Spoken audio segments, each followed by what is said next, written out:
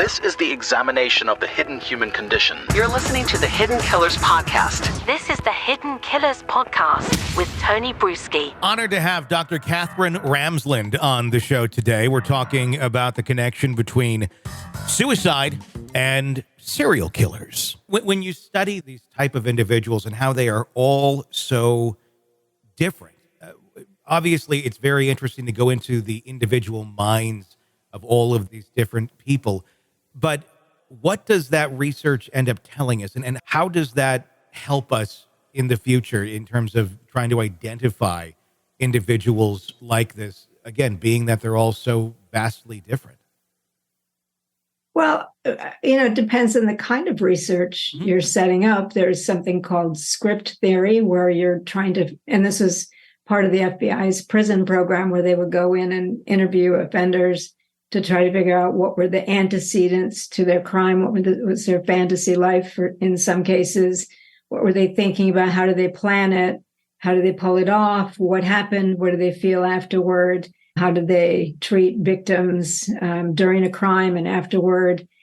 So you want to develop this entire script of what they did from inception to completion and afterward, and then you put that together with other such narratives to try to make comparisons so that you can maybe look at early triggers or situations that seem to be common among them so that maybe there can be some intervention programs, especially with family dynamics, because often it's about family dynamics and it's about rejection or neglect or abuse of some kind in the family home. Yeah. So identifying, where people kind of went off the rails. And I just had a guy come to me and say he had watched my documentary that's, I think, currently on Hulu about the BTK killer that I spent 5 years talking to write his story. Sure. So that's script theory right there. That's a good example of what I was doing.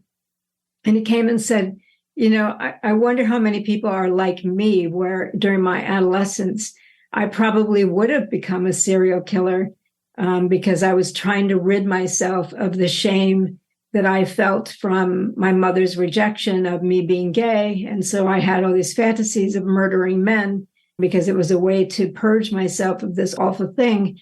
And then as I grew up, and moved away and went to college, I started having experiences with people who accepted me, and I felt less and less anger and the urge to kill people. And so I never did become a serial killer, but maybe I would have had I had a way to. He says, I did purchase a knife. I did have all these fantasies of what I was going to do, but I had limited means of transportation and ways to meet these people that I intended to kill. So that's interesting because he saw within that documentary, oh, I see where I was almost a serial killer. Had I had the means to do so, I might have done that, except for something else that came across my path that diminished those urges. So I think that there are more people like that. He's not the only one who's contacted me to talk about something like that. And that's valuable information because now we can pinpoint some of the things that go on in the lives of, in particularly, adolescent males. And that can help us with interventions. How can people intervene? I mean, with the signs, obviously, we're in a world where quite often nothing is going to happen until somebody actually commits a crime. It's impossible to predict who's going to be a serial killer or not, or a murderer or something of that nature. With being able to learn these things and seeing those red flags, how can intervention happen before the actual crime is committed if, unless there's a threat letter or something of that nature or threats being made? Well, I wouldn't say it's impossible to predict because we do have a lot of red flags in people's lives. And we do have programs with adolescents at risk of becoming adult psychopaths where we have seen the ways they've developed into potentially violent individuals. So I wouldn't say it's impossible. Mm-hmm. It's hard and time consuming and expensive. Sure. But we're making strides. So I don't think it's as hopeless as that kind of sounds. We have lists of things in common in their backgrounds that can assist us. And doesn't mean if somebody's, arming themselves and angry and venting that they're definitely going to act out. But the chances are better that they would act out than somebody who doesn't have any of those things in their background. So damaging fire setting. Now, the whole idea of the McDonald triad is terrible. The idea that animal cruelty, fire setting, and bedwetting will tell us that somebody's going to be a serial killer. There's absolutely no research support for that at all. It was an idea that a guy named McDonald, and he didn't invent the restaurants, but had, and he was a psychiatrist, and he did some studies of patients that he was seeing and sort of thought, well, maybe this is going to help.